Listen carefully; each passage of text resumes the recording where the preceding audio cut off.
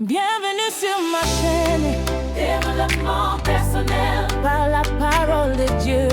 Que sa lumière vous accompagne. Soyez bénis où que vous soyez. Likez, partagez, restez connectés. Ici on grandit, on s'élève, On est transformé.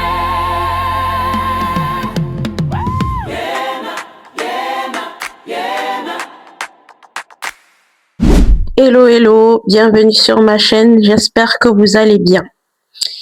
Il y a une question que beaucoup de personnes évitent de se poser et c'est une question qui peut bouleverser toute une vie.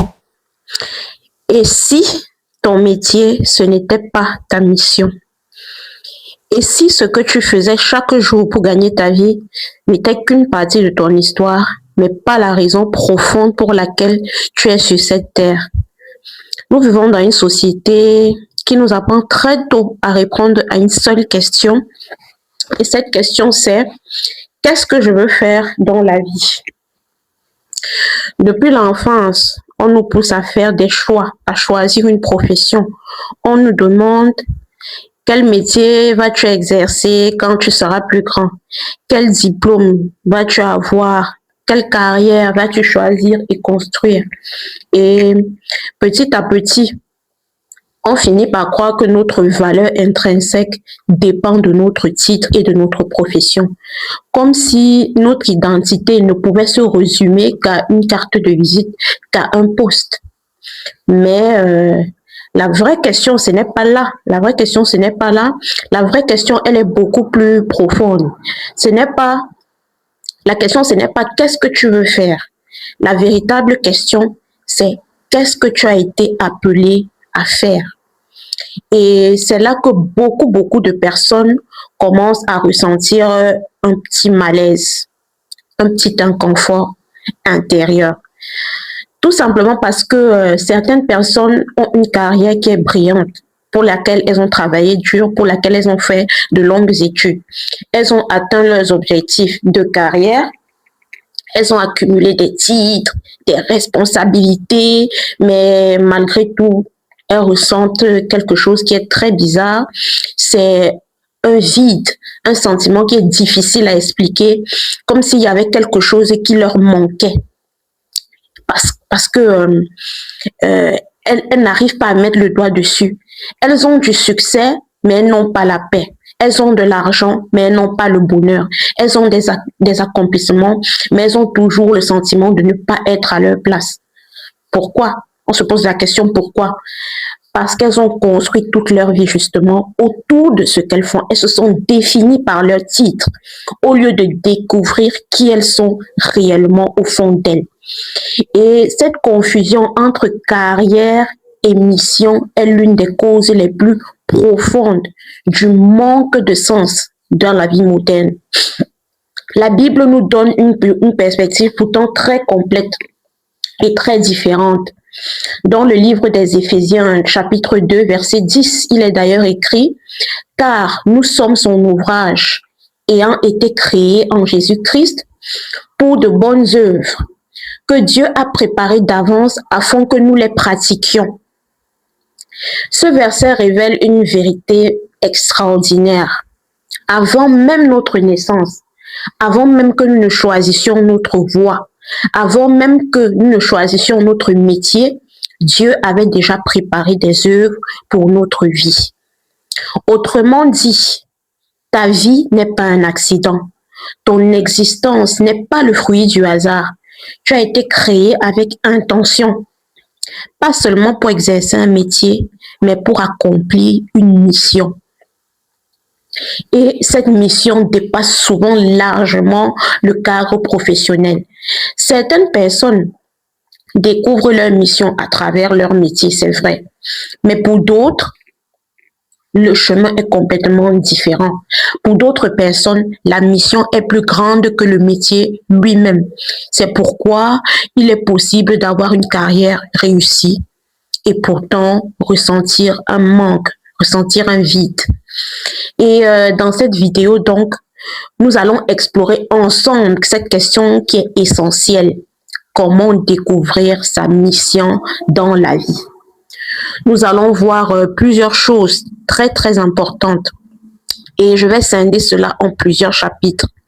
Dans le premier chapitre, nous allons d'abord comprendre pourquoi le métier n'est pas toujours la mission et pourquoi certaines personnes confondent leur activité professionnelle avec leur véritable appel. Dans le deuxième chapitre, nous allons parler de la différence entre succès extérieur et accomplissement intérieur. Et pourquoi certaines personnes semblent avoir tout réussi, mais ressentent ce vide malgré tout.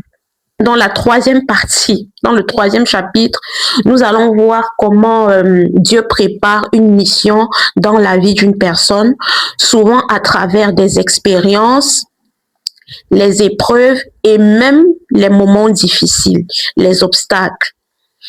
Et enfin, dans la quatrième partie, quatrième chapitre, nous allons voir comment discerner concrètement sa mission de vie à partir de ses dons, de ses passions et de l'impact qu'on peut avoir sur les autres.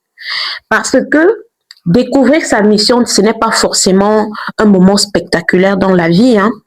Découvrir sa mission, c'est souvent un chemin de discernement, un chemin de réflexion et de croissance. Et comprendre cela peut littéralement transformer la façon dont nous regardons notre vie. Alors, pour commencer, il faut d'abord comprendre une chose fondamentale. Ton métier et ta mission ne sont pas forcément la même chose. Et c'est précisément ce que nous allons explorer maintenant dans la première partie. Alors, chapitre 1, le métier n'est pas toujours la mission. Il faut comprendre une chose essentielle. Une chose que beaucoup de personnes découvrent parfois très tard dans la vie. Un métier, c'est une activité, c'est un moyen de subsistance, c'est une source de rémunération. Mais par contre, une mission, c'est une identité. Un métier répond à la question « Que fais-tu » Mais la mission répond à une autre question qui est une question beaucoup plus profonde. La mission répond à la question « Pourquoi existes-tu » Pourquoi existes-tu? Pourquoi es-tu né? Pourquoi as-tu été créé? Et souvent, le métier est lié à une compétence, à une formation, à des études, à un parcours académique, à des opportunités professionnelles. Mais la mission, c'est quelque chose de complètement différent. La mission touche à quelque chose de plus profond, dans le sens où la mission reflète le sens de notre vie. C'est la mission qui donne une direction à notre existence. C'est ce qui donne une cohérence à notre parcours. C'est ce qui transforme ta vie en quelque chose qui dépasse simplement le fait de gagner de l'argent. Parce que la réalité, elle est toute simple. On peut gagner sa vie sans forcément accomplir sa mission. C'est pour cette raison que certaines personnes arrivent à un moment de leur vie où elles ressentent un malaise à l'intérieur.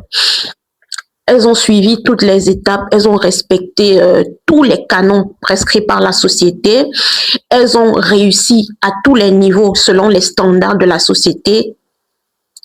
Et tout ce que la vie nous a désigné comme étant des étapes pour atteindre le succès, elles les ont parcourues. Elles les ont accomplies, elles ont étudié, elles ont travaillé, elles sont montées en grade, elles ont gravi les échelons, elles ont obtenu de meilleurs salaires, elles ont été promues, elles ont construit une carrière, elles ont réussi, entre guillemets.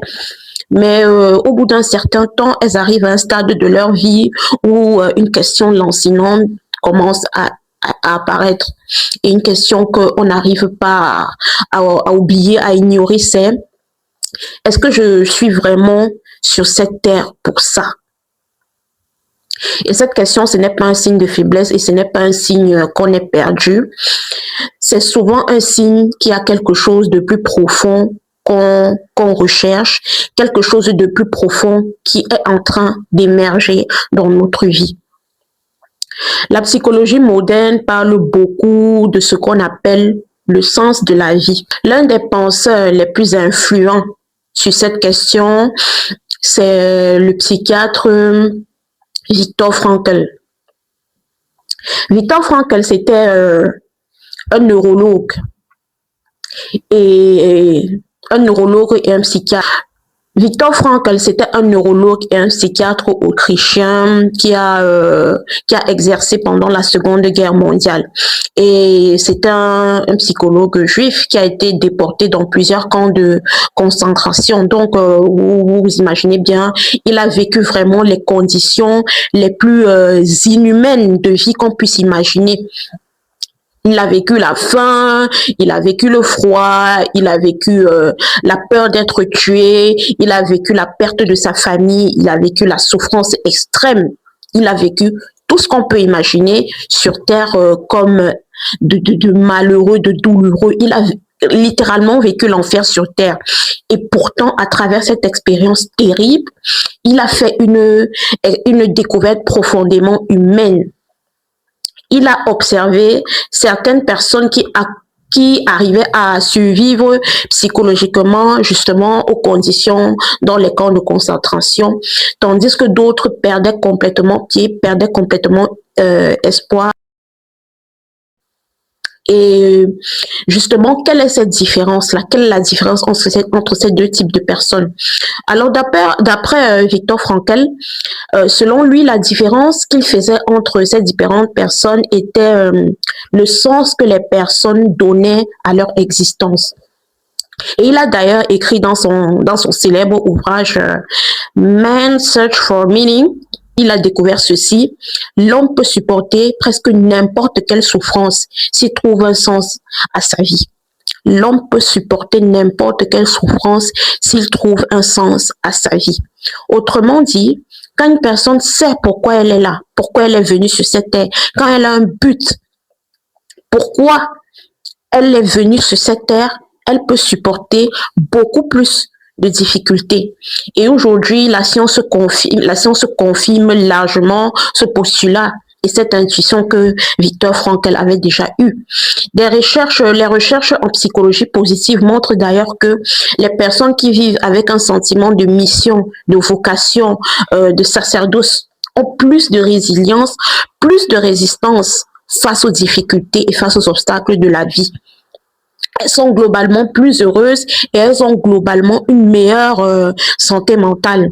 Et elles vivent même plus longtemps statistiquement parlant. Alors, pourquoi on se demande pourquoi exactement, pourquoi cela? Tout simplement parce que la vie ne tourne pas seulement autour de la survie. Tout dans la vie n'est pas que question de survie quotidienne. Tout n'est pas question d'endurer les épreuves. Il y a d'autres aspects à la vie. Alors, la vie de cette personne-là est orientée vers un but et ce but leur donne de la force, ce but leur donne une motivation. Mais le problème principal, c'est que beaucoup de personnes passent leur vie entière à poursuivre un métier sans jamais découvrir leur mission, leur véritable mission dans la vie. Ils deviennent médecins, ils deviennent enseignants, ils deviennent entrepreneurs, ingénieurs, artistes, etc., etc. Mais ces personnes-là ne prennent jamais le temps de se poser la question fondamentale: qui suis-je vraiment? Que suis-je venu faire sur cette terre? Et la Bible nous montre que cette distinction entre métier et mission existe depuis le tout début, depuis toujours. Prenons l'exemple de Moïse. Moïse est aujourd'hui connu comme l'un des plus grands leaders et des plus grands prophètes de la Bible, de l'histoire de la spiritualité, de l'histoire des religions. Et c'est lui qui a conduit le peuple d'Israël hors d'Égypte en direction de la terre promise. C'est lui qui a reçu directement de Dieu les 10 commandements. C'est lui qui a guidé une nation entière dans le désert. Mais la vie de Moïse ne commence pas par l'exode. Non, la vie de Moïse ne commence pas par cette mission. La vie de Moïse, tout au début, Moïse est élevé comme prince en Égypte. Il a été élevé par la fille de Pharaon. Il vit dans le palais de Pharaon, dans l'opulence, dans la richesse. Il reçoit une éducation royale. Il est vraiment élevé dans l'élite.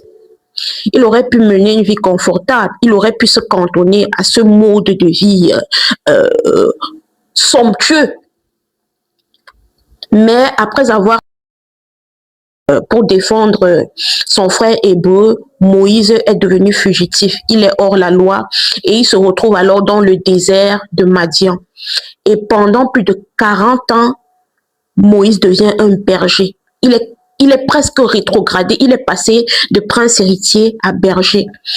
40 ans. 40 ans, c'est toute une vie. Une grande partie de sa vie. Imaginez un peu la scène. Celui qui avait grandi dans un palais, au milieu des rois de l'or, il se retrouve maintenant à garder les moutons dans le désert. Pendant longtemps, Moïse aurait pu croire que sa vie s'était arrêtée là. Il aurait pu le croire, il aurait pu le penser. Mais la réalité était tout autre. Son désert, ce désert-là, ce n'était pas la fin de son histoire. Au contraire, c'était la préparation du début de la plus grande mission de sa vie. Et un jour, dans Exode chapitre 3, Moïse voit quelque chose d'étrange, le buisson ardent. Un buisson qui brûle sans se consumer. Et c'est à travers ce buisson ardent que Dieu lui parle. Et Dieu lui révèle quelque chose que Moïse n'avait jamais probablement imaginé, rêvé, même dans ses rêves les plus fous. Dieu lui a révélé que sa mission dans la vie était de libérer le peuple d'Israël de l'esclavage en Égypte. Son métier était berger de base, mais sa mission, la mission de toute une vie qui lui avait été confiée par Dieu, c'était de devenir un libérateur et le leader de toute une nation.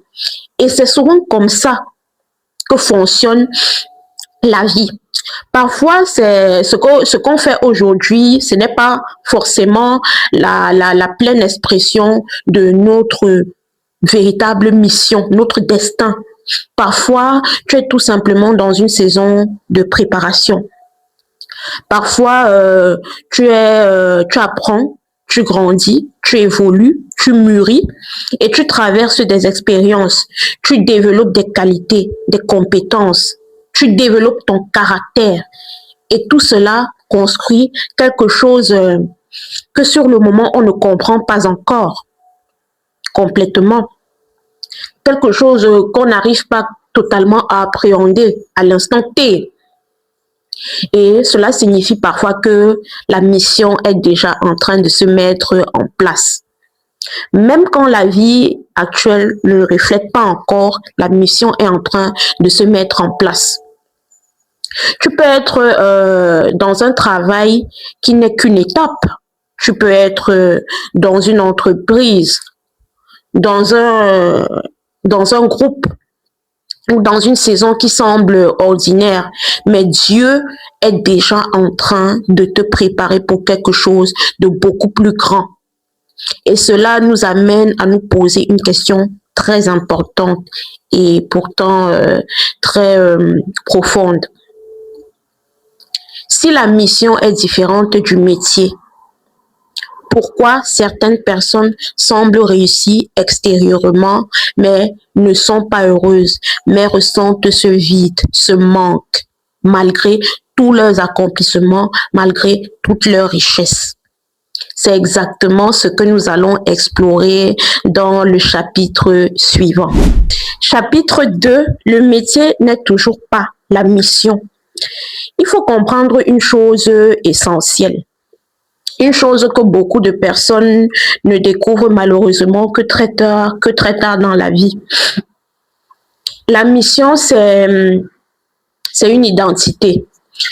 Par contre, le métier, c'est une activité génératrice de revenus. Le métier répond à la question « Que fais-tu ?» Mais la mission répond à une question beaucoup plus profonde et beaucoup plus complexe. Pourquoi existes-tu? Pourquoi existes-tu? Pourquoi es-tu venu sur cette terre? Quelle est ta mission sur cette terre? Le métier est souvent lié à une compétence, à une formation, à un diplôme, à un cursus académique, une opportunité professionnelle. Mais la mission touche à quelque chose de beaucoup plus profond, de beaucoup plus complexe. C'est ce qui donne une direction à ton existence. La mission, c'est ce qui donne une direction à ton existence. C'est ce qui donne une cohérence à ton parcours. Et c'est ce qui transforme ta vie en quelque chose qui a du sens, et quelque chose qui dépasse l'entendement, qui dépasse le simple fait de gagner sa vie. Parce que la réalité, elle est simple. On peut gagner sa vie, on peut avoir de l'argent, on peut avoir du succès selon les standards de la société sans forcément accomplir sa mission. Et c'est pour cette raison que certaines personnes arrivent à un stade de leur vie où elles arrivent à un moment de leur vie où elles ressentent ce malaise intérieur, justement, cette sensation de vide. Elles ont suivi toutes les étapes du succès. Elles ont fait des études qui les ont amenées à avoir un travail. Elles ont étudié, elles ont travaillé, elles sont montées en grade, elles ont gravi les échelons, elles ont été promues, elles ont construit une carrière, elles ont construit un patrimoine. Mais au bout d'un certain temps, il y a une question qui remonte à la surface. Et cette question, c'est est-ce que vraiment je suis venue sur Terre pour ça? Est-ce que c'est ça le sens de ma vie? Et cette question, ce n'est pas un signe de faiblesse. C'est souvent le signe que quelque chose de plus profond est en train d'émerger. La psychologie moderne, d'ailleurs, parle de cela. Et elle aborde ce sujet du « qu'est-ce que le sens de la vie ?» L'un des penseurs les plus influents de notre époque qui a travaillé sur ce sujet, c'est le psychiatre autrichien Viktor Frankl. Viktor Frankl, c'était un neurologue et psychiatre juif né en Autriche, et pendant la Seconde Guerre mondiale, sous le régime nazi, il a été déporté dans plusieurs camps de concentration.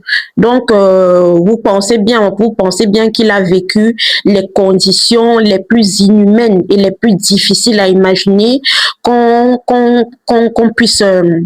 être humain puisse avoir, puisse vivre. Il a vécu le froid. Il a vécu la faim, il a vécu la perte des membres de sa famille, il a vécu la souffrance extrême, il a vécu les tortures. Et pourtant, à travers cette expérience terrible, il a fait une découverte qui est profondément humaine. Il a observé ses compagnons d'infortune et il a analysé leur comportement, et il a observé qu'il y a deux types de personnes qui arrivaient à survivre psychologiquement à ces conditions, tandis que d'autres personnes perdaient complètement espoir. Quelle était la différence entre ces deux types de personnes, autant pour moi? Selon lui, la différence était le sens que ces personnes donnaient à leur existence. Dans son célèbre ouvrage « Man's Search for Meaning », l'homme peut supporter presque toutes les souffrances possibles, si et seulement si il trouve un sens à sa vie. Autrement dit, quand une personne sait pourquoi elle est venue sur Terre, sait pourquoi elle est là et sait quel est son but, elle peut supporter beaucoup de difficultés. Et aujourd'hui, la science confirme cela. Elle confirme largement ce postulat. Des recherches de psychologie positives montrent d'ailleurs que les personnes qui vivent avec un sentiment de mission, avec un sentiment de vocation, ont plus de résilience et plus de résistance face aux difficultés. Elles sont globalement plus heureuses et elles ont une meilleure qualité de vie, mentalement et psychologiquement parlant, et elles vivent même plus longtemps statistiquement, d'après les recherches qui ont déjà été faites. Alors, pourquoi on se pose la question, donc pourquoi? Tout simplement parce que la vie ne tourne pas autour de la survie. On n'est pas défini par nos épreuves. La vie ne tourne pas autour de la survie quotidienne. La vie est orientée vers un but, et c'est ce but qui nous donne la force. Mais voici le problème que beaucoup de personnes rencontrent. Beaucoup de personnes passent leur vie entière à poursuivre une carrière, à poursuivre un métier sans jamais découvrir quelle est leur mission. Elles deviennent médecins, elles deviennent enseignants, elles deviennent ingénieurs, elles deviennent artistes, elles deviennent agriculteurs, mais elles ne prennent jamais le temps de se poser la vraie question, la question fondamentale qui est: pourquoi suis-je ici? Pourquoi suis-je sur cette terre? Et la Bible nous montre que cette distinction entre métier et mission existe depuis toujours. Elle existe depuis le tout début. Prenons l'exemple de Moïse. Moïse qui aujourd'hui est connu comme l'un des plus grands prophètes de l'histoire moderne, l'un des plus grands leaders spirituels. C'est lui qui a conduit le peuple d'Israël hors d'Égypte. C'est lui qui a reçu directement de Dieu les 10 commandements qui sont les fondements de plusieurs religions à travers le monde jusqu'aujourd'hui. C'est lui qui a guidé une nation entière dans le désert. Mais la vie de Moïse ne commence pas par cette mission. Au tout début de sa vie, Moïse a été élevé comme un prince égyptien. C'était le fils adoptif d'une princesse égyptienne. Il vit dans le palais du pharaon. Il reçoit une éducation royale. Il est élevé dans un milieu élitiste, richissime. Il aurait pu mener une vie confortable et puissante sans jamais être inquiété. Mais après ce fameux incident, pour défendre un Hébreu, Moïse est obligé de fuir. Il se retrouve donc dans le désert de Madian. Et ce, pendant 40 ans. Pendant 40 ans, Moïse devient un berger. 40 ans, c'est toute une vie. Imaginez un peu. Imaginez vous-même la transition. Celui qui était élevé comme un prince, qui a vécu dans l'opulence, dans la richesse, qui a été élevé par la fille même de Pharaon, il se retrouve maintenant berger, à garder les moutons dans le désert, dans le dénuement, dans la pauvreté. Pendant longtemps, Moïse aurait pu croire que sa vie s'était arrêtée là. Il aurait pu se morfondre. Mais la réalité était tout autre. Ce désert, ce n'était pas la fin de son histoire. Ce désert était au contraire la préparation de sa mission. C'était le début de sa mission. Et un jour, dans le livre des Exodes, au chapitre 3, Moïse voit quelque chose d'étrange. Il voit un buisson ardent, un buisson qui brûle tout seul sans se consumer. Et c'est Dieu qui lui parle à travers ce buisson et il lui révèle quelque chose que Moïse n'avait probablement jamais imaginé. Sa mission était de libérer le peuple d'Israël. Son métier de base, c'était berger.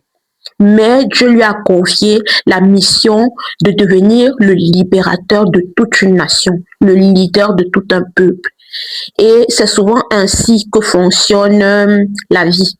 Parfois, ce que tu fais aujourd'hui, ce n'est pas forcément la pleine expression de ta véritable mission dans la vie. Parfois, tu es simplement dans une saison de préparation. Tu apprends. Tu grandis, tu traverses des expériences, tu développes des compétences, des qualités, des aptitudes. Et cela construit ton caractère. Ça construit quelque chose que toi-même, tu n'es pas en mesure d'appréhender sur le moment. Et ça signifie que, et parfois ça signifie que ta mission existe déjà, elle avait déjà été désignée, et tu avais déjà été désigné par Dieu pour quelque chose de particulier. Même quand ta vie actuelle ne le reflète pas encore, ta mission a déjà été décidée par Dieu. Tu peux être dans un travail qui n'est qu'une étape, qui n'est pas le but de ta vie. Tu peux être dans une saison qui semble ordinaire sur le moment, mais Dieu peut déjà être en train de préparer quelque chose de beaucoup plus grand. Et c'est cela qui nous amène à une question qui est très importante. Si la mission est différente du métier, pourquoi certaines personnes semblent réussir extérieurement, elles sont heureuses, elles ont toutes les caractéristiques du succès, mais ressentent intérieurement ce vide malgré tout? C'est exactement ce que nous allons explorer dans le chapitre suivant. Chapitre 3. Comment Dieu prépare une mission? Il y a un point fascinant dans la Bible et souvent très difficile à accepter quand on traverse une saison douloureuse. C'est que Dieu prépare toutes les personnes avant de leur confier une mission. Dieu ne se précipite pas, Dieu ne tâtonne pas. Parce que la mission n'est pas seulement une destination, c'est un poids, c'est une grande responsabilité. Et pour porter ce poids, il faut une certaine maturité. C'est pour ça que dans la majorité des parcours bibliques, dans la majorité des histoires de la Bible, on observe un schéma classique. Il y a d'abord l'appel, ensuite il y a la préparation et enfin l'accomplissement arrive. Et cette préparation passe très souvent par des chemins inattendus, par des chemins tortueux. Souvent, à travers toutes ces étapes, les épreuves, les expériences, les talents, les blessures, les saisons de silence, les portes fermées, les attentes longues. Et je veux que vous reteniez ceci, vous reteniez cette phrase-là. Rien n'est perdu. Il n'y a pas une larme que Dieu ignore. Il n'y a pas une injustice qu'il ne voit pas. Il n'y a pas une douleur qui n'aura pas un jour un sens. Même si sur le moment on ne voit pas encore cela, il n'y a pas une étape de notre vie que Dieu ignore. La Bible nous dit d'ailleurs dans le livre des Romains, chapitre 8, verset 28, « Nous savons du reste que toute chose concourt au bien de ceux qui aiment Dieu. » Et c'est un verset que j'ai déjà beaucoup prononcé dans mes vidéos. Ce verset dit que Dieu est capable de faire concourir toute chose au bien. Même ce qui a été injuste, même ce qui a été violent, même ce qui a été humiliant, même ce qui a été incompréhensible. Et s'il y a bien un personnage biblique qui incarne cette réalité, c'est Joseph. Joseph que j'aime particulièrement. Joseph est le scénario parfait du Dieu prépare. Joseph n'a pas commencé sa vie dans la gloire. Il n'a pas commencé sa vie dans l'accomplissement. Joseph a commencé sa vie par un rêve et une destinée. Mais entre le rêve et l'accomplissement, il y a un long chemin, un long tunnel. Joseph a traversé beaucoup de choses. La jalousie de ses frères, leur trahison, l'abandon, l'esclavage, l'injustice, la prison. Et ce qui est marquant dans son histoire, c'est que Joseph, non seulement il a souffert, mais il a souffert alors qu'il n'avait rien fait. Il était complètement innocent. Il a souffert alors qu'il n'avait pas mérité ce qui lui arrivait.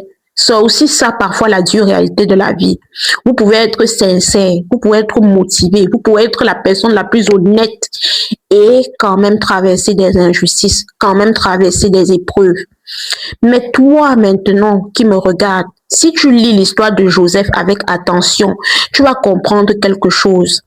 Chaque étape qui semblait être une défaite était en réalité une formation.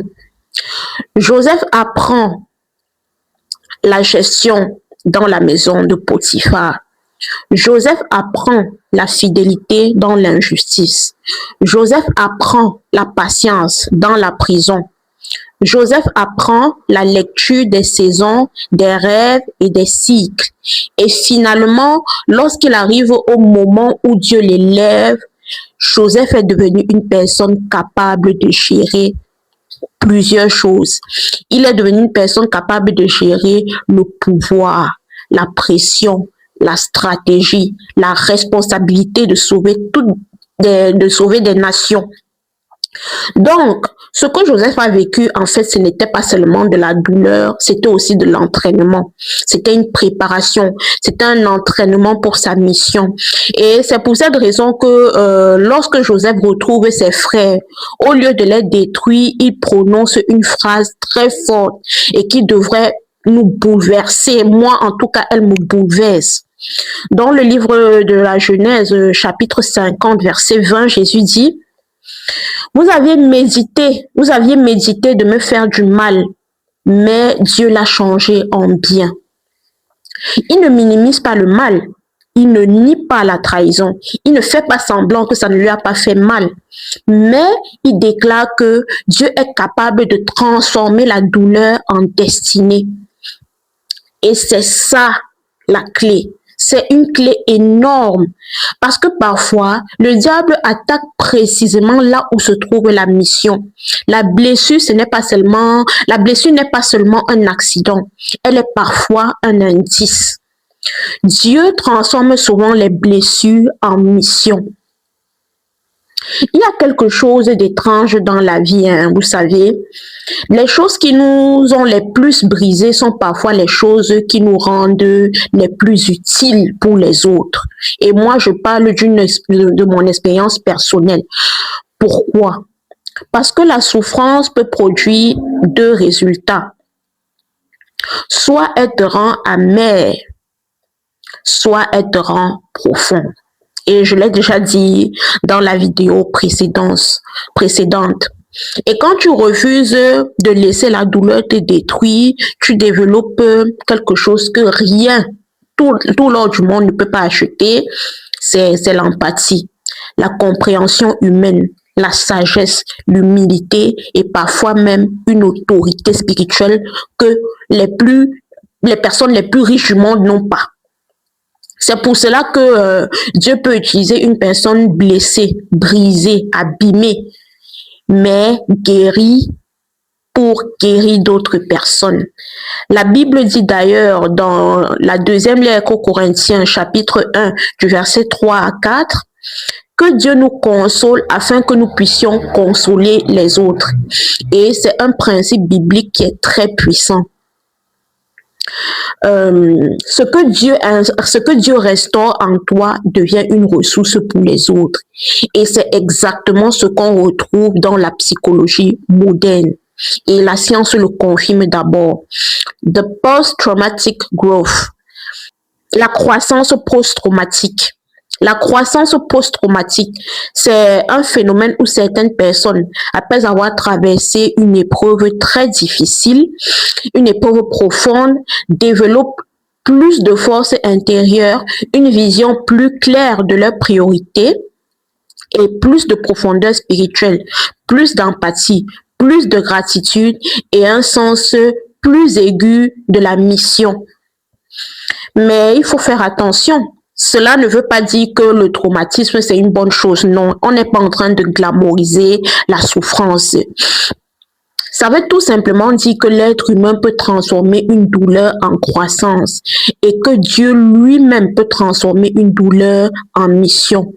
Et quand tu y réfléchis posément, c'est souvent après une épreuve que beaucoup de personnes commencent à se poser les vraies questions. Qui suis-je? Qui suis-je vraiment? Qu'est-ce qui compte vraiment dans la vie? Quelle est ma mission dans la vie? Qu'est-ce que je veux transmettre? Comment est-ce que je veux impacter les autres? Quelle est ma mission dans la vie? C'est pour ça que parfois tu vois des parcours différents, des parcours comme certains deviennent conseillers après une dépression, certains deviennent pasteurs après une crise spirituelle, certains deviennent accompagnants ou alors conseillers, ou alors conseiller après une épreuve familiale. Certains deviennent même enseignants ou des mentors après une transformation personnelle profonde, tout simplement parce qu'ils ont découvert quelque chose. Et cette chose, c'est que la douleur avait un message et leur guérison devient un ministère. Il y a d'autres exemples bibliques de préparation et Joseph n'est pas le seul. C'est juste que moi, j'aime beaucoup l'histoire de Joseph et j'aime beaucoup en parler. Il y a également l'histoire de David. David a été préparé dans l'ombre avant d'accéder au trône. Il a été un roi, mais il a attendu pendant longtemps. Il a affronté le rejet, il a affronté la fuite, l'injustice et pourtant, Dieu était en train d'utiliser cette période pour forger son caractère, pour forger le courage, la dépendance et l'obéissance à Dieu, la maîtrise de soi, l'endurance. Paul a eu un appel extraordinaire, mais ensuite il a connu des saisons de difficultés, il a connu les persécutions, l'apôtre Paul a connu la prison et pourtant c'est dans ces moments-là qu'il a écrit des lettres qui ont transformé des générations et qui constituent la majeure partie du Nouveau Testament. Jésus lui-même, et ça c'est très fort, Jésus lui-même a passé environ 30 ans de sa vie simple, sa vie humaine, avant de commencer publiquement son ministère. Donc, il a été un homme ordinaire pendant 30 ans. Pourquoi? Parce que Dieu travaille souvent dans le secret. Dieu travaille dans l'ombre. Et c'est ce que les gens voient comme une lenteur. Dieu voit ça plutôt comme une construction. Et alors, ce que ça veut dire pour toi, si aujourd'hui tu traverses une saison où tu as l'impression d'être en retard, où tu as l'impression d'être bloqué, où tu as l'impression de vivre une injustice, où tu as l'impression que rien n'avance, où tu as l'impression que tu es en train de gaspiller ton potentiel, moi je veux te dire quelque chose. Dieu n'est peut-être pas en train de te retarder. Dieu n'est pas en train de te retarder. Tu n'es pas en retard, tu n'es pas en arrière. Dieu est en train de te préparer. Et parfois, le signe que tu es dans une saison de préparation, c'est que tu apprends. Tu apprends la patience, tu apprends la sagesse, tu apprends la profondeur, tu apprends la maîtrise de soi, tu apprends la compassion, tu apprends la prière fervente et authentique, tu apprends la résilience. Et tout ça, toutes ces vertus-là sont nécessaires pour ta mission. Parce que ta mission est souvent liée à ce que tu as traversé, ce que tu comprends profondément et ce à quoi tu peux t'identifier, ce que tu es capable d'apporter aux autres, la personne que tu es devenue grâce à Dieu. Et c'est ça la clé. Maintenant, la question la plus importante devient: comment discerner concrètement cette mission? Comment savoir exactement qu'on a une mission et que Dieu a mis cette mission dans notre vie? Comment identifier ce que Dieu a mis en toi? Comment faire la différence entre simple envie et véritable appel? C'est précisément ce que nous allons voir dans le prochain chapitre, dans le chapitre 4.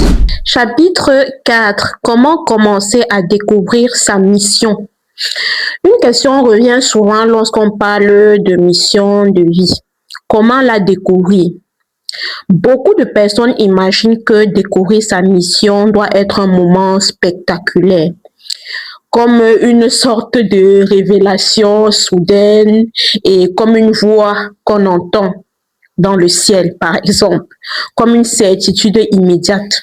Mais dans la majorité des cas, ce n'est pas ainsi que ça se passe. Découvrir sa mission est rarement un événement instantané. C'est souvent un processus lent et progressif de discernement, un chemin qui se construit pas à pas. Un chemin qui demande du temps et surtout de la patience. Il demande de la réflexion, de l'observation, de la prière et parfois même des échecs qui conduisent à plusieurs essais répétés. La mission ne se révèle pas toujours tout d'un coup, non.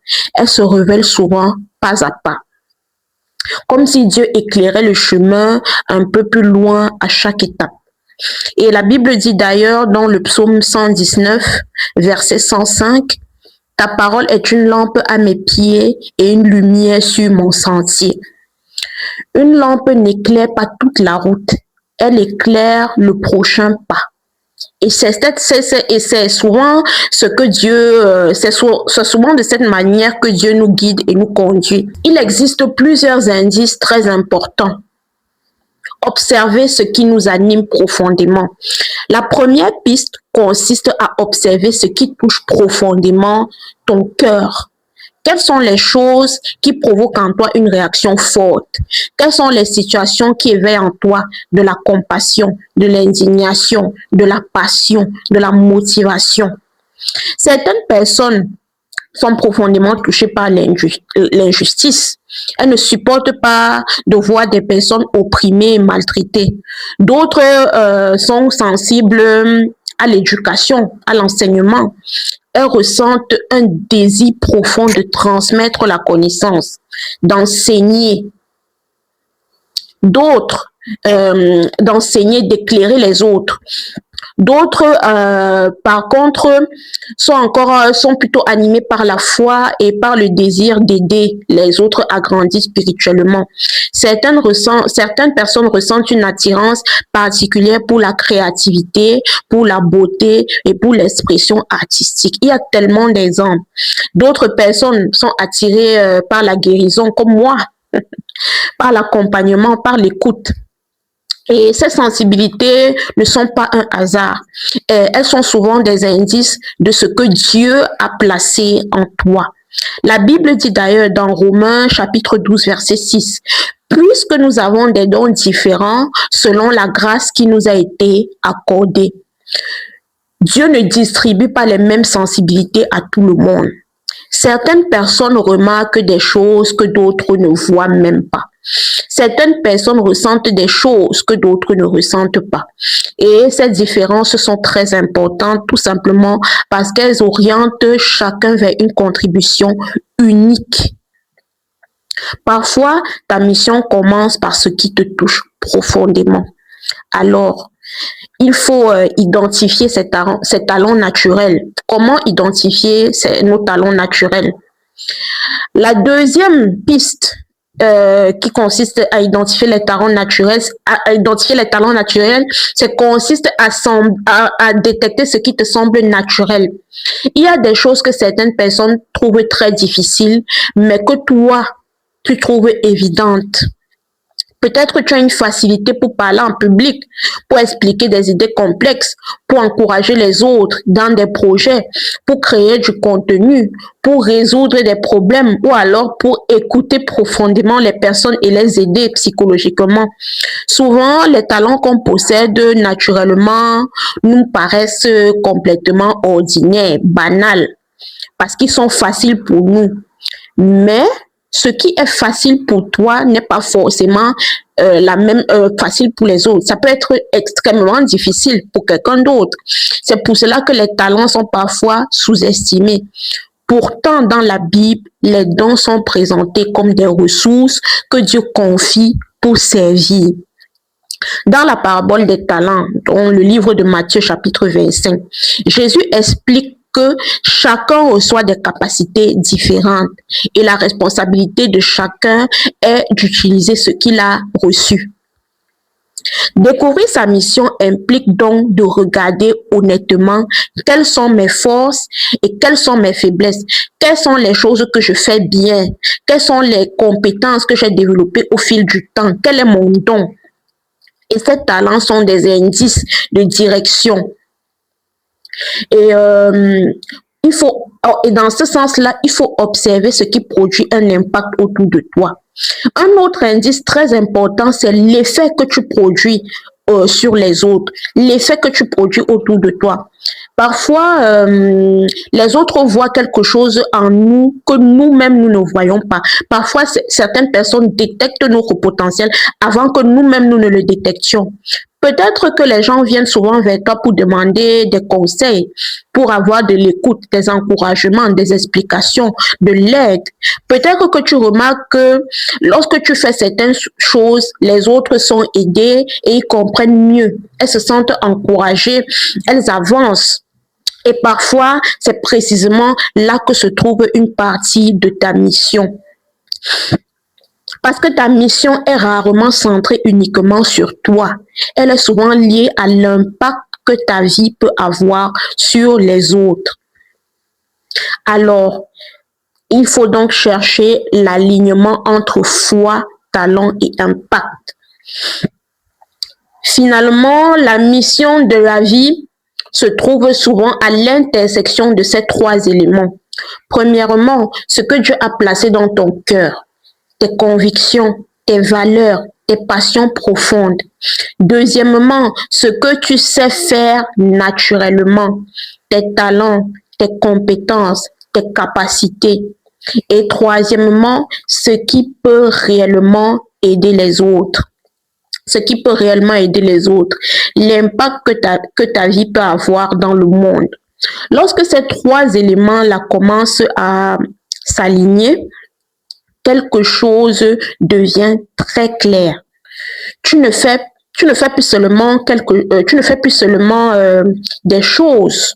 Tu commences à vivre avec intention. Ton travail prend une dimension différente. Tes actions deviennent plus cohérentes. Ta vie devient progressivement une mission. Et cela ne veut pas dire que tout devient immédiatement facile. Non, loin de là. Mais il y a une différence profonde. Tu ne travailles plus seulement pour réussir, pour gagner de l'argent. Tu avances pour accomplir quelque chose qui a du sens et quelque chose qui te procure du bonheur et le sentiment d'accomplissement. Et c'est à ce moment-là que beaucoup de personnes commencent à ressentir ce que la Bible appelle la paix intérieure, la sensation d'être là où on doit être. Maintenant, après avoir compris ces principes-là, il y a une dernière question qui reste à explorer. Que faire concrètement lorsque on commence à discerner cette mission de notre vie et comment passer de la réflexion à l'action? Alors, en conclusion, qu'est-ce qu'on peut dire? Peut-être que tu regardes cette vidéo aujourd'hui et peut-être qu'une petite réflexion commence déjà à germer dans ton esprit et dans ton cœur. Peut-être que tu réalises une chose que tu n'avais jamais vraiment pris le temps de considérer. Ton métier est peut-être important. Ton travail est peut-être utile puisque c'est lui qui te permet de subsister. Ta carrière est peut-être très honorable, mais ce n'est peut-être pas toute ton histoire, ce n'est peut-être pas tout ce qui te définit. Parce que ta vie ne se résume pas à un poste ou à un titre. Ta vie ne se résume pas à un salaire. Ta vie ne se résume pas à une position professionnelle. Tu es plus que cela. Tu es une personne créée avec intention. Tu es une personne créée avec un potentiel unique. Une personne dont l'existence a une valeur qui dépasse largement les catégories professionnelles que la société utilise pour nous définir et pour nous classer et pour nous hiérarchiser, entre guillemets. La Bible nous rappelle quelque chose de très libérateur. Dans le livre des Éphésiens, chapitre 2, verset 10, il est dit ceci: « Car nous sommes son ouvrage, ayant été créés en Jésus-Christ pour de bonnes œuvres, que Dieu a préparées d'avance afin que nous les pratiquions. » Cela, ça veut tout simplement dire que ta vie n'est pas un accident. Tu n'es pas simplement le résultat du hasard. Ta présence sur cette terre a un sens. Dieu a déjà préparé des œuvres pour ta vie. Des choses que toi seul tu peux accomplir et personne d'autre. Des vies que toi seul tu peux toucher. Des graines que toi seul tu peux planter. Et parfois la mission ne commence pas par quelque chose d'extraordinaire. Parfois la mission commence simplement par une prise de conscience. Elle commence par une direction. La prise de conscience que ta vie a une direction, que ton parcours a un sens, que même ce que tu as traversé peut être transformé en quelque chose d'utile pour les autres. Alors, alors la question n'est pas est-ce que j'ai une mission? Ce n'est pas ça la véritable question. La question, c'est plutôt est-ce que je prends le temps de la découvrir? Est-ce que je prends le temps de découvrir ma mission? Parce que beaucoup de personnes vivent toute leur vie en courant après quelque chose. L'argent, les femmes, les biens matériels. Elles courent d'un objectif à l'autre, d'un projet à l'autre, d'une responsabilité à l'autre, mais elles ne s'arrêtent jamais pour réfléchir profondément à la direction de leur vie. Alors aujourd'hui, je veux t'encourager à faire quelque chose de très simple, mais de très puissant. Prendre un moment pour réfléchir. Prendre un moment pour te reconnecter à ce qui compte réellement pour toi. Et pour commencer ce chemin, je te propose 3 choses très simples. Premièrement, prends du temps pour la réflexion et pour la prière. Vous savez, parfois, dans le silence et dans la présence de Dieu, certaines choses deviennent plus claires, plus évidentes. Deuxièmement, observe ce qui te passionne profondément, ce qui met le feu en toi. Les choses qui touchent ton cœur, les choses qui te font réagir émotionnellement et spirituellement même, les situations qui réveillent en toi un désir d'agir. Et enfin, troisièmement, ose explorer les chemins que Dieu place devant toi. Tu n'as pas forcément besoin de tout comprendre là tout de suite, hein, non. Parfois, la mission d'une vie se révèle simplement en avançant avec foi, un pas après l'autre. Parce que la mission n'est pas seulement ce que tu fais. La mission, c'est l'impact que ta vie aura sur les autres. C'est la manière dont ton existence peut apporter de la lumière et de l'encouragement, de la sagesse, de l'espoir, ou de la transformation autour de toi. Et peut-être que un jour, quelqu'un te dira, ma vie a changé parce que cette personne a osé vivre sa mission.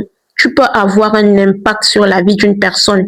Et ce jour-là, tu vas comprendre que ta vie n'était pas seulement une succession d'événements et une succession d'actes qu'on pose par instant de suivi, mais une histoire qui a du sens. Si cette vidéo t'a parlé, si elle t'a fait réfléchir et si elle t'a encouragé, alors j'aimerais vraiment te lire en commentaire. Dis-moi, quelle est la chose qui te fait sentir que ta vie a du sens? Quelle est ta passion? Ou alors, quel est le domaine dans lequel tu excelles et tu ressens que Dieu t'a appelé à impacter les autres? Tes réponses peuvent inspirer d'autres personnes, elles peuvent amener d'autres personnes à prendre le courage aussi de chercher leur mission dans la vie. Elles peuvent inspirer d'autres personnes qui regardent cette vidéo. Et parfois, vous savez, une simple conversation peut aider quelqu'un à voir sa vie autrement. Si mon contenu t'aide à réfléchir, à grandir et à avancer dans ta foi et dans ton développement personnel, alors n'hésite pas à soutenir la chaîne. Likez la vidéo, commentez, likez la vidéo pour que ce message puisse atteindre le plus de personnes possible. Partagez-la avec quelqu'un qui pourrait en avoir besoin aujourd'hui. Et enfin, abonnez-vous à la chaîne pour ne rien manquer de mes contenus et de mes prochaines vidéos. Cliquez sur la cloche de notification pour être prévenu à chaque fois que je poste du contenu. Ce sont des vidéos sur le développement personnel, sur la foi et sur la découverte de sa mission dans la vie. Donc, c'est très important et je pense que ça va vous intéresser. Merci d'avoir pris ce temps avec moi. Que Dieu vous bénisse et que vous puissiez découvrir pleinement quelle est votre mission, quelle est cette mission extraordinaire que Dieu a préparée pour votre vie. Alors, je vous dis à très bientôt dans une autre vidéo. Ciao, ciao!